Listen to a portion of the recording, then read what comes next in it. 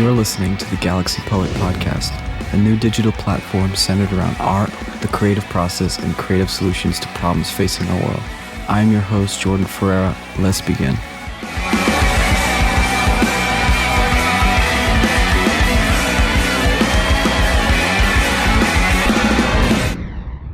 Welcome to episode 8 of the Galaxy Poet Podcast.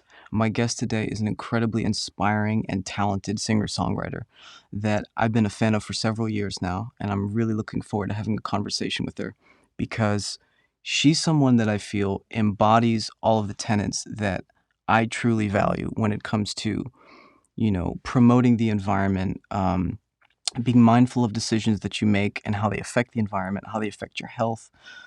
It's one thing to sort of talk about how these things are important, but it's completely separate to live by the tenets and lead by example, which is what I feel she does.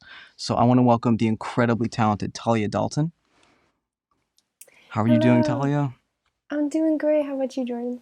I'm good. Thank you very much for doing this. I greatly appreciate it. I'm so glad to be here. Awesome. So there's so many things I want to talk to you about because I'm a fan of your artistry. I think you're an incredible singer-songwriter. And we were talking a little bit that you working now as a producer on your own, debut, which I think is very inspiring. But the first thing I wanted to ask you about is what was your journey into becoming whole food plant-based? Like, what was that like for you? Yeah, so our family actually went plant-based about 5 or 6 years ago now. Um, and the funny thing is, when we first went to this lifestyle, I was very resistant. I didn't want to. I was definitely a carnivore. I loved meat and dairy and everything. I ate it a lot. And so when my parents, they read, I think how they got into it was with Dr. Furman.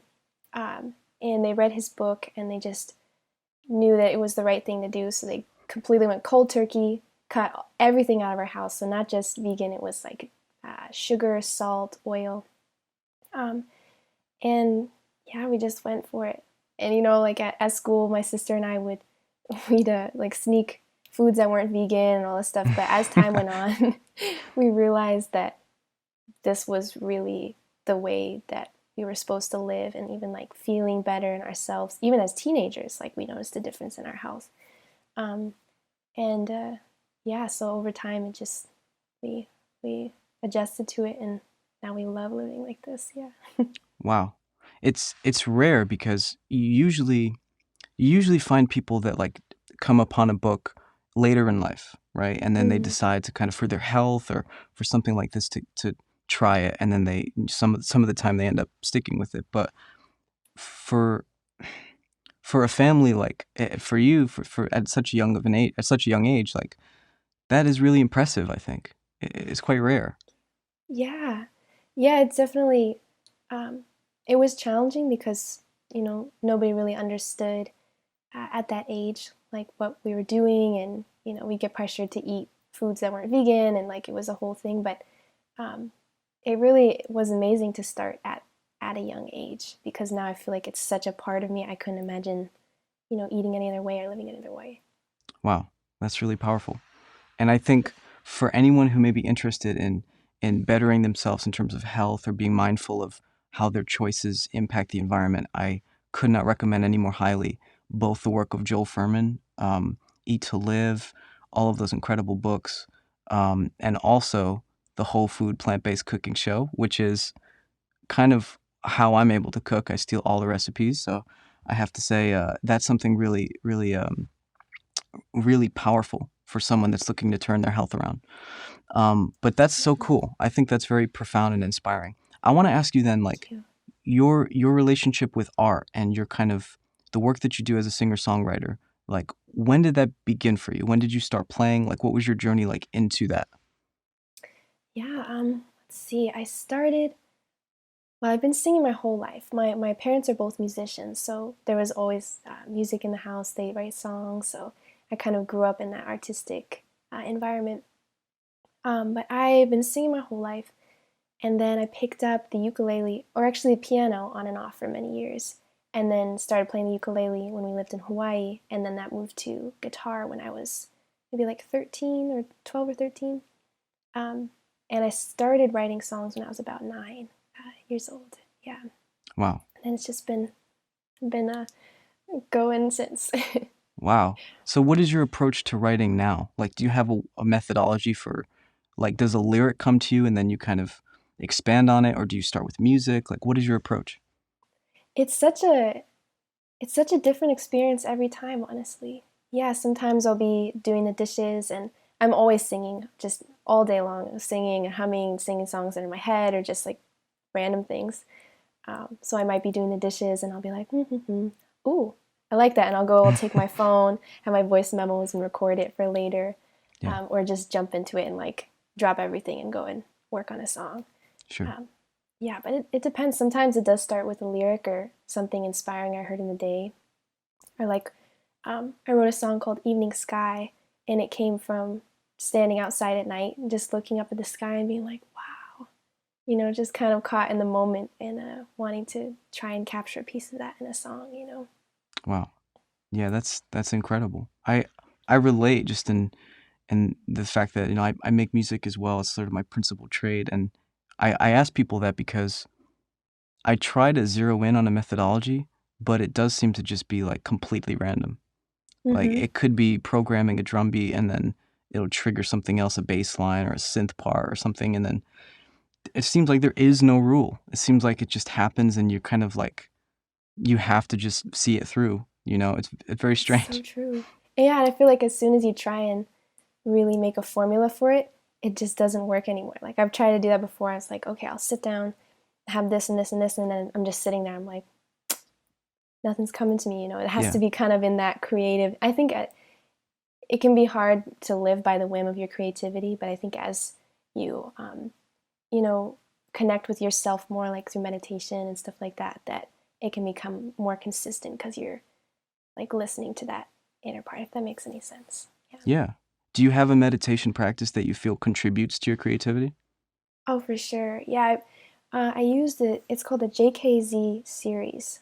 I can't remember who the speaker is, but it's a wonderful app. I use it every day now. I started consistently meditating a couple months ago, um, but it really has helped me even just with like sleep, like sleeping really well at night. Um, yeah, and feeling like more connected to that inner voice and a part of me. Wow. Yeah. I mean, again, I think consistent meditation, it's one thing to talk about how it's a good practice and all these things, but to be someone who practices it daily, consistently, like that's a completely separate thing. So I think that's very Mm, profound and inspiring. Um, thank you. Yeah. yeah, I myself I do mindful meditation. I wonder how similar they are. Yeah, it's definitely mindful. I haven't like expanded outside. I'm the kind of person who finds something that works and I just like stick with it. Yes, me But too. it's yeah, but it's definitely yeah mindfulness, like stilling everything down and kind of letting like seeing your thoughts and everything going on in your head and just kind of letting it pass Right. by. It's wild how that contributes to creativity, isn't it? Like just Hmm. quieting, like allowing that inner voice, as you say, which is beautifully said, like just allowing yourself to be present and to experience the inner voice and kind of follow inspiration. Exactly, yeah, because we're, so caught up. I still really struggle with this, just being really caught in my head all day long, like all the thoughts and things that I need to do, um, and if you try and create out of that space, it can be really challenging because you're not being able to like stay in the present moment with your creativity and like the song you're writing or anything. So Yeah. it's definitely helped with my creativity a lot. Yeah. That's incredible. And as far as influence in your case, like who are some of the influences that sort of inspired you, compelled you to write the kind of music that you write? Like it Mm. seems like music was always around, but I have some names that I feel like may have been an influence, but I'm curious to hear like who were the people that really inspired you? Yeah, wow. There's so many that I just absolutely adore.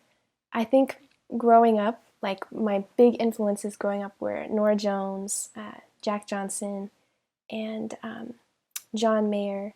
and then also this band called Pink Martini. It's like this kind of jazz band. Wow. Um, yeah, they were like my biggest, like I'd listen to them every single day. And then in my teens, I'd say like Indie Irie. She has my heart. I love her music so much. And Zia V, she was a huge influence of mine as well. And then later on, as I got, older, it was like Leon Bridges, amazing Bruno Major. Oh, I could keep listing people. There's so many musicians I just admire so much. Sure. Yeah, it's wild that you say Leon Bridges because at the moment, I think he is my favorite. Like I say contemporary, but his music. It's funny because his music is intentionally not. It's like almost everything but contemporary. Right, But right. but his albums are like they're incredible. They That really are. yeah They really are. Yeah, his music and his just like him as a person and his style and everything. It's so good. Yeah. yeah, and it's cool that like you can. I mean, I suppose it's the job of an artist to kind of take inspiration from anything that may jump out and like just strike you in a certain way. But Mm. what I've heard of you, like all the songs, and first of all, I think it's so cool that on your YouTube channel you have mostly original songs as opposed to doing Mm. covers. Like I think that's the mark of a genuine artist, someone who's sharing like original thoughts and original songs, original works. Um, Thank you. and I know it may be more difficult to like build, maybe you get more eyes on like a cover song, but I think the first impression was like, that is cool. That's a real artist. That's like writing original songs and, doing the production, and it's very cool. I really appreciate that. I really do. Yeah, I think it is challenging to build something with just the original music because people don't know it. Um, so I've done like a mixture, some covers here and there, like on my Instagram. But I really appreciate you saying that, valuing that I put out my original music. That yeah, it's really awesome. Oh, no, I mean it. I sincerely mean it. What then is your relationship like with production? Because this is something that I feel like I struggle with because being a good songwriter is totally different than being a good producer. They're like Mm, completely opposite skill sets, it seems to me. yeah, And you, from what I've heard in your original music and your recent videos, like the production, the vocal production sounds amazing, and the production all around. So I'm like, she seems to be really good at it. This is kind of this is inspiring to see someone who's so good at different things. What is that like for you thank now, you. working in production as well as writing? Yeah, I've been kind of experimenting with production for actually quite a while. It started with just harmonies.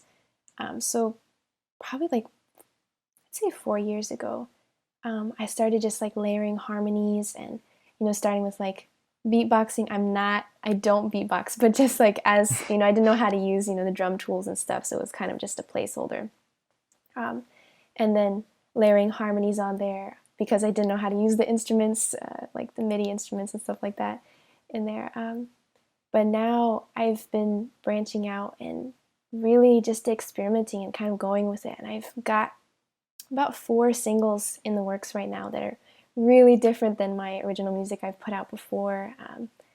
And yeah, it's just like lots of harmonies and kind of subby beats. And I know that's kind of the new thing is like adding these really intense beats to kind of like Bruno Major. Sure. His album, you wouldn't expect to hear like this kind of beat on it, but yeah, just kind of going with it and being like, yeah, I think I want to do a synth piano sound here, and then add some more harmonies, and then do like a bass line, and yeah, I don't know, it's just a lot of fun to me. That's cool. So do you then, like, when you're working on a release, do you have different songs at various like levels of production complete? Do you work on different things, or do you like finish one and then go on to the next? I'd say I have like 6 songs in circulation all the time, and I've been trying to get better at releasing my music. I struggle with that where I'll get to a certain point with the song and then get a little bit stuck because just of my skill level and like um, yeah, maybe running out of creativity on the song or something. Um, but yeah, because I've got one song out right now, which is insane. I need to put out more stuff. But yeah, it's kind of just a constant cycle of working on a few things at a time. Yeah, Right. that answers your question. Sure. Yeah. I mean, I relate because I feel like for me, it's very easy to have 100 songs at the same time, but then the Mm, problem becomes finishing any one song. And it's like, exactly. where do I go back and like, what do I finish? And oh my God, I'm so confused. Yeah, Um, yeah. that's, Exactly. It's like the back and forth of loving and hating what you're making. Like I yes. swear, whenever it's every single time I'm like, oh, this idea, like this is my best song. And I'm working on it, and then I'll listen back the next day. I'm like, this is what? Yeah, yeah. And then I'll come back 2 days later. I'm like, this is it. This is awesome. Um, but Isn't that funny how that happens? Like, that's, it really is. It's torturous in a way. yeah. Because it's always changing and you're like you say, like one day you love it and the next day you're like, I don't like this. And then you, at Hmm. the end of the day, you're like, I don't even know how I feel about it anymore. Exactly. Exactly. That's when you need like outside input, just like get some opinions on it and stuff, or just take a break from it for like a week or two. Come Right. back. That's what I always do if I feel really strongly like I don't like this song. I will take a break for 2 weeks and I'll come back and I'm like, whoa, I really did that. I made that. That was really cool. Yeah. Do you find that when you do that, when you take a break, most of the time when you come back and listen to what you were doing, you find that you like it? Yeah, almost without fail. I think it's happened a couple times where I still listen back and I'm like, no, this isn't it. I've made songs that I just don't like in the end. Oh yeah. Um, I have but too. most of That's the why I'm time, saying. yeah, it's definitely consistent with artists. We all love and hate our stuff. But Yeah. yeah, That's really cool. I mean, it's cool to know that when you come back, most of the time, it's like you can recognize something of value. You're like, oh, it mm, wasn't as bad as I thought it was. I was just too in the process of like creating it. exactly. Yeah, it definitely helps prevent a lot of pain if I like just couldn't see through that. Right. So yeah, for Awesome. sure. Awesome. So then what, like you mentioned some of the new stuff you're working on, the subby bass and the production and stuff, like what, I know you said Bruno Major, but what are some other examples of just on a production, from a production standpoint, like things that you're kind of interested in blending in what you're doing that we Mm. might recognize or people might know, like, what they Ooh, are? man, that's an interesting question. I think with some of the beats, I've thought about like Erica Badu, like the do like these kind of double kick kind of sounds, and then um, I think with harmonies and stuff, I can pull from Kimbra sometimes. Like she has all these amazing harmonies and layers and like dynamic pieces. Um, hmm, I haven't thought about that a lot, like who it really pulls from. Uh, yeah, I don't know. Those are the two I can think of at the moment. Those are amazing references. I mean, Kimbra is an artist that's not talked about a lot, but I think Mm. even the most recent record that she made is amazing. Mm-hmm. Um, if it's the one with 90s Kids, which I think is brilliant, and Matt Bellamy from Muse plays guitar, and like, she's That's very awesome. creative.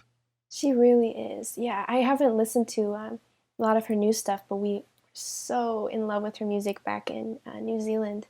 Like her, I'm trying to think. Yeah, Plain Gold Ring was like the big one Yeah. for us at home, and then Cameo Lover. I'm trying to think of some of the other names. Yeah, all of those songs. There's like one album specifically that was just rocking. I loved it.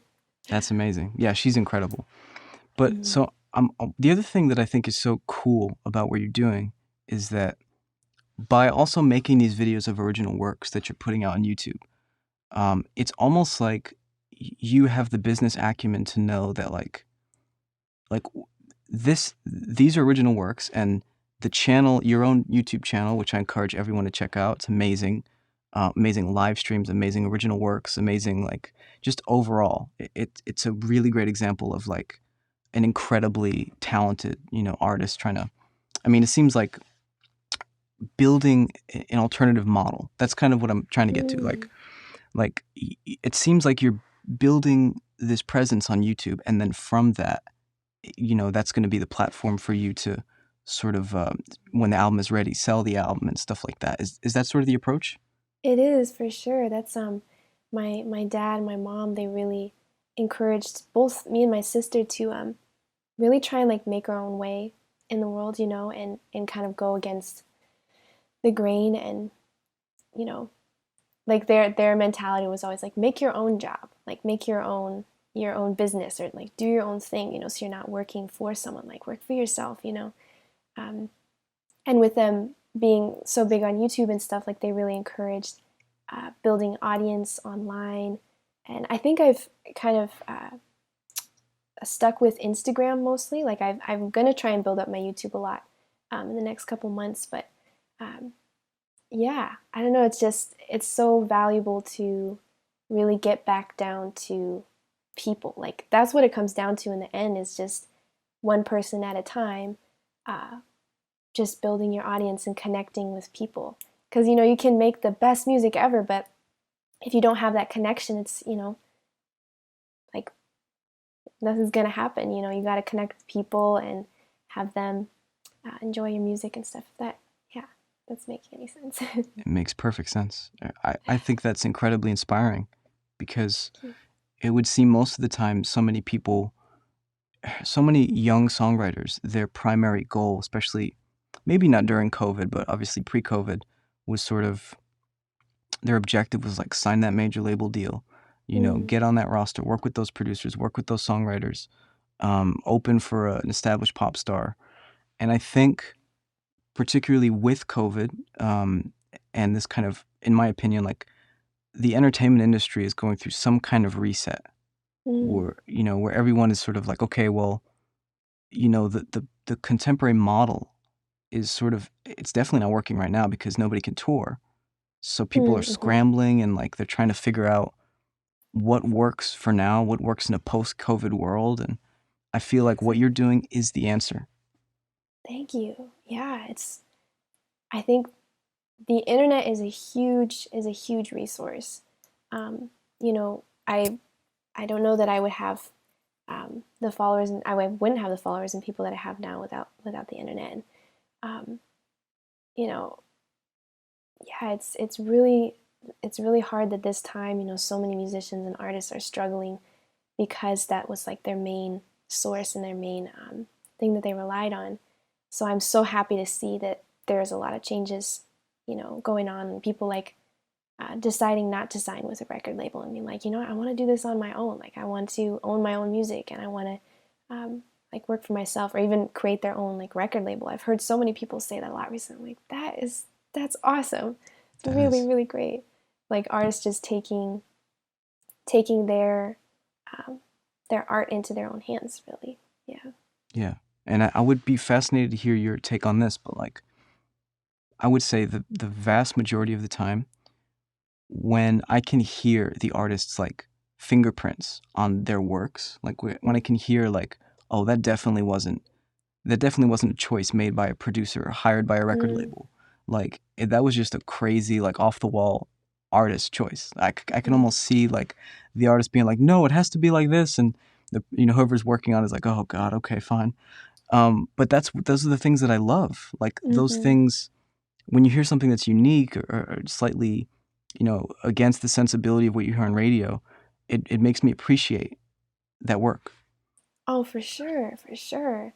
I'm all for that. Just like I really love when people are just themselves, and when you kind of go against the grain and don't just make music or make something that is like something else that's out there. Like I think it's amazing to um, pull from other artists and like get inspiration from other people. But when it comes down to it, just like having your own fingerprint and having your own sound is so important. That's what people connect with.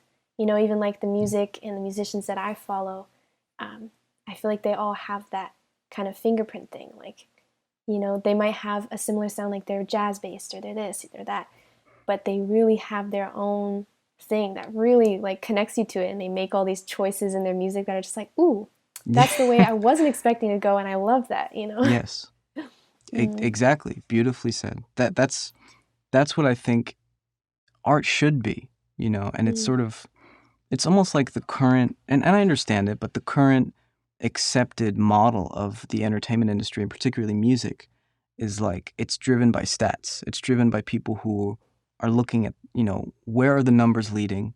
Mm, That's where we need to go. We need to optimize our, profit margins and all that. And I get it, it's a business, but it's frustrating because it's like, and I've talked about this before in other podcasts, but I feel like all the things that compel someone to be an artist that aspires for greatness, like to be a great singer, to be a great performer, a great songwriter, as I believe you are, um, to do these things, it's almost like when you work with someone in the entertainment industry, like PR firm, record label, manager, they're encouraging you to do the exact opposite because mm, those are the things that are like going to increase profit margins, and it's frustrating. right.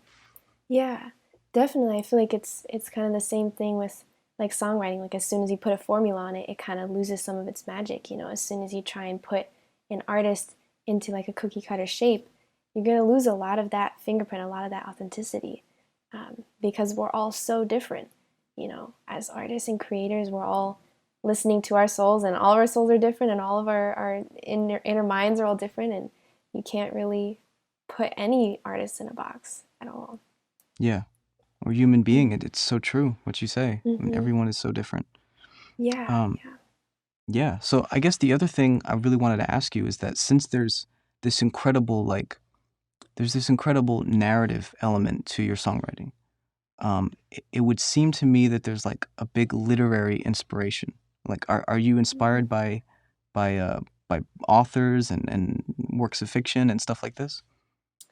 Wow. I've never thought about it like that. I don't see, yeah, directly being inspired by any like specific um, writings or anything, but wow, that's a really interesting question. Man, I love reading. I absolutely love reading. And, like growing up, my parents would read to us, and still, even into our teens, we would read um, different like book series like Fablehaven and stuff. But That's as cool. far as like a specific piece, I wouldn't say so. I know I have my family is a family of like writers. Like my dad is a writer. My sister, she actually just finished writing her own first novel, Wow. and she's also a poet. So she has all these amazing um, poems and poetry. Um, but yeah, yeah, I don't think of any specific writings in particular. That's interesting. I mean, it could just be your innate like talent as a songwriter. But as I was listening to your music in preparation for this conversation, like it did strike me as like, wow, there's this incredible, I don't know, it seems like there's this thread of like telling a story that I think in other Mm, songwriters it can seem like muddled, but yours seems to be like very, very, evolving in a natural way. Like this is act one, this thank, is act two, and I think that's very cool. thank you. I mean, thinking about it more, um, it's kind of like a journal for me. Okay. Songwriting. I know a lot of like that's what most artists say. Is it's like it's the way I speak to the world, and it's very true.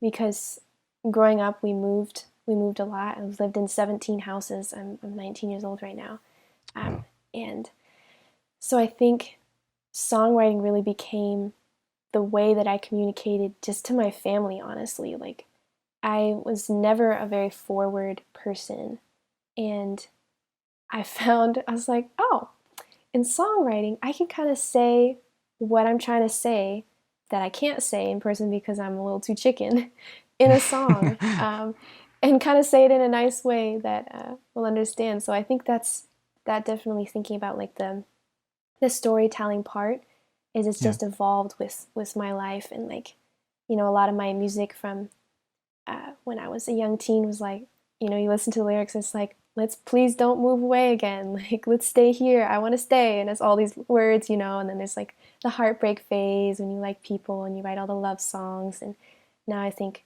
my message is just more about life and like ups and downs, emotional, pits that you get in, emotional highs, and um, yeah, it's definitely evolved as I've grown and changed as an artist.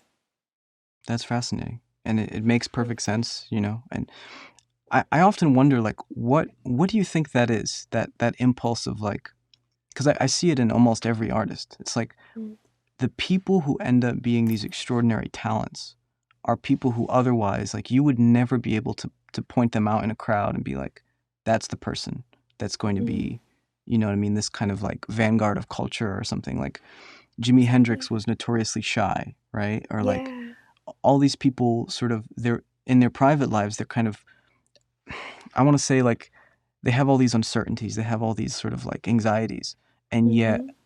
it's almost like they use that as fuel, and when they get on stage or when they're in front of people, they become this like larger than life mythical kind of being. So what do you think Yeah. that is? Wow. I think it's just, it makes me think of Eva Cassidy as well. Like, if you heard any stories of Eva Cassidy, like, she couldn't even, she had to have her back to people when she sang. And yeah, you're saying Jimi Hendrix, he was so shy. I think it's like when you're that kind of person, which I kind of consider myself that kind of person because I've been so introverted for so long and kind of, um, yeah, just a little closed off sometimes, that when you find this outlet, it's like you've been in this kind of bubble, and then all of a sudden there's a little hole in the bubble, and you're like, oh, I can get out here. And songwriting and music is kind of like that, It's like you're like, this is a way that I can communicate in a way that I just didn't know how to before. Um, and yeah, I don't know, it's an amazing thing, especially for people who are so like anxious or closed off or um, even just like introverted, because you're like, oh, this is my voice, this is what I'm saying, and you can be really frank in music. Yeah, um, yeah. it's so interesting. Like I often just think about that and think of, it's almost like the artist puts themselves in a position to where they make themselves the most uncomfortable, but yet from that they become like this larger than life. It's very confusing, like Yeah, that's so true. It's so true because it definitely puts you out of your comfort zone. Because there's one thing, it's like you can write songs and have that honesty in your music and stuff personally, but then also deciding to go out and share it is right, another a big step, which is really daunting. Um, sure.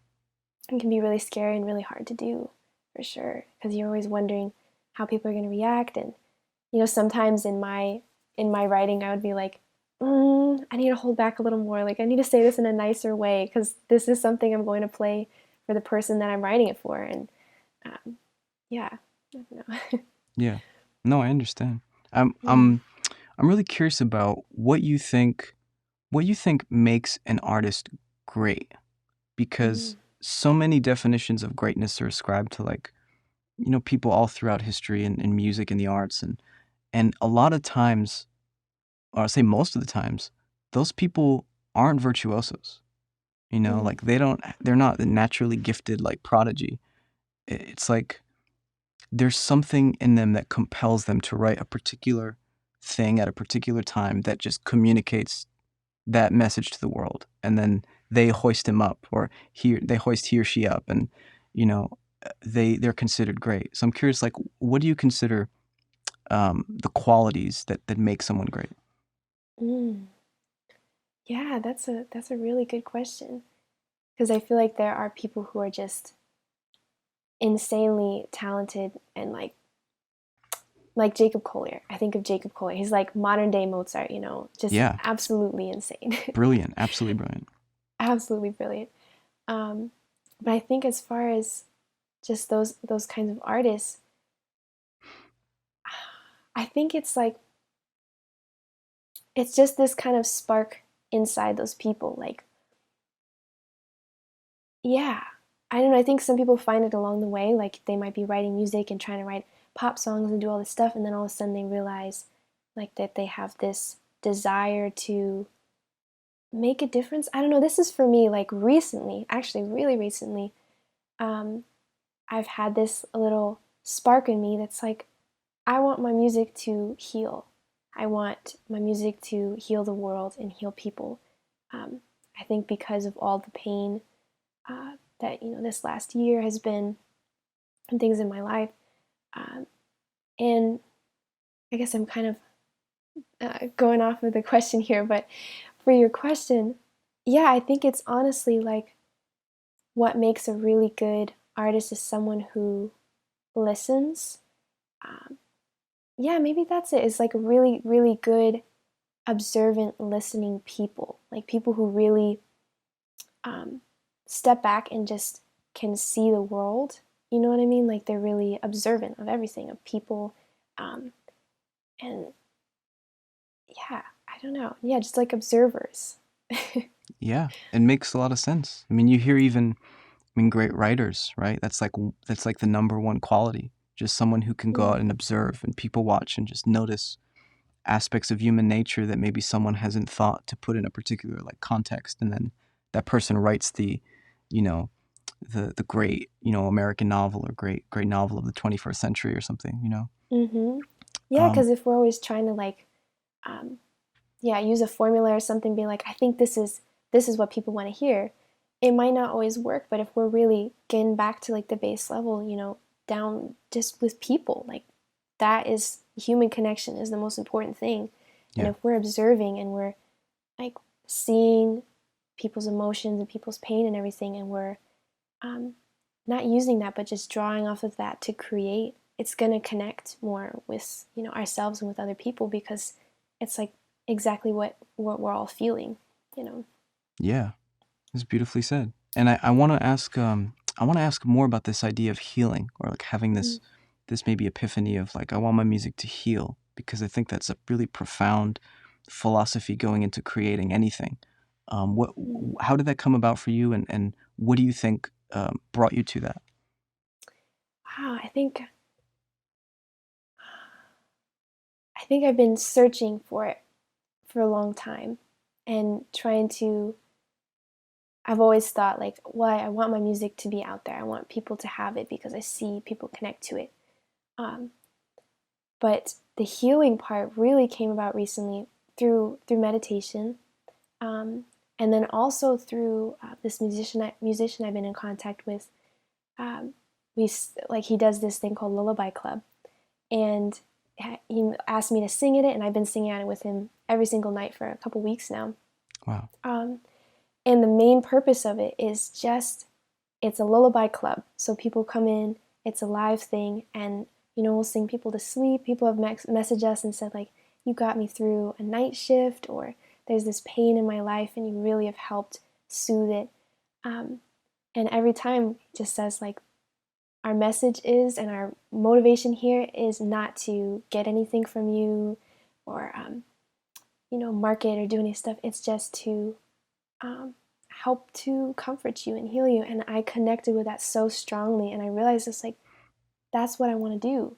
That's what I want my music to be. Is like this kind of a little bit of a life raft, or like this thing that can kind of hold you and you can connect with, and be like, yes, I understand this song, and um, even like take my music in whatever way you want to take it. Like even if I wrote this song about some person, it could be about your dad, or about someone you lost, or something. Um, but I just, yeah, really want it to heal people. Like it's just so strong in me now, like believing that and wanting that. Yeah. Yeah. That's beautiful, and I have to say, even though this isn't the intent of like starting something like that, I won't second guess or and speak for anyone as to why someone would start something like that, because it seems like a completely genuine, beautiful concept. But I will Mm, say, I think that is the future of all those things you mentioned, like mm, marketing, promotion. It's not marketing. That's what makes it genius marketing, because you're just like mm, appealing to people on a really deep, profound level, and it's not like these plastic neon colors that are like jumping out at you, and it's like, buy this or listen to this or watch this. exactly. It's like it's actually trying to offer something of value with asking nothing in return, and I think that's beautiful. Yeah, exactly. And that's what he said. It was such a natural thing. It didn't start, it's turning into something bigger now, which is amazing, but Yeah, it didn't start off as that. It was really just like a desire to, yeah, to give back. And he saw a need um, that people had for healing and for comfort. And I think that's so true. That it's not like really trying to pressure people into buying your music or doing this and like being like, look, look, look, look, look. You know, Yeah. it's just if you're really getting back down to it, it's just human connection. Yeah. Yeah. And I think now, particularly with COVID, like there's a yearning for that on a level that maybe we've never seen, or certainly I've never Mm, seen, um, mm-hmm. where people are isolated and they're dealing with the quarantine, they're dealing with all these different aspects of a of a COVID kind of world situation. Exactly. Exactly. Yeah, I mean, we're all so physically separated at this time. And, you know, music and art and writing, and like, I feel like we're really all drawn to it a lot right now because even for me, I feel so, you know, separated from like the people that I love. Even though we talk on the phone and all this stuff, it's like, you know, physical presence is something really big. Yeah. Um, and I think that music and art can really help to, I don't know, bring a bit of that feeling back, you know, of like, okay, we're still in this together. Like, I hear you, I see you. Yeah. Absolutely. And I Mm.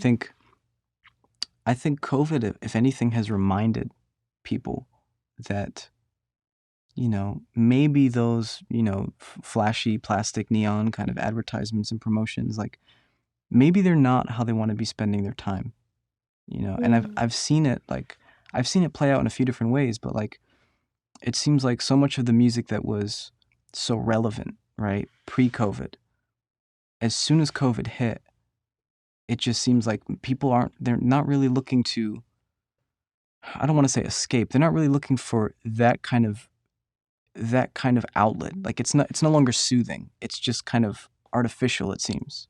Mm. Mm-hmm. This is what I see, like I see some sense of awakening on in people's priorities. It's been For pretty profound. sure. For sure. Yeah, you're talking about awakening. I think that's very true with this time that um, I think everyone just having more time, you know, being at home to realize what their priorities are. And, you know, I actually just talked about this a little bit, but like indulging in your creativity.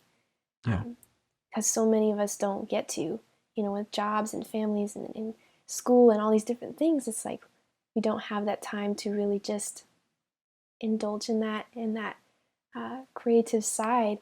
And so I think, yeah, I really agree with that.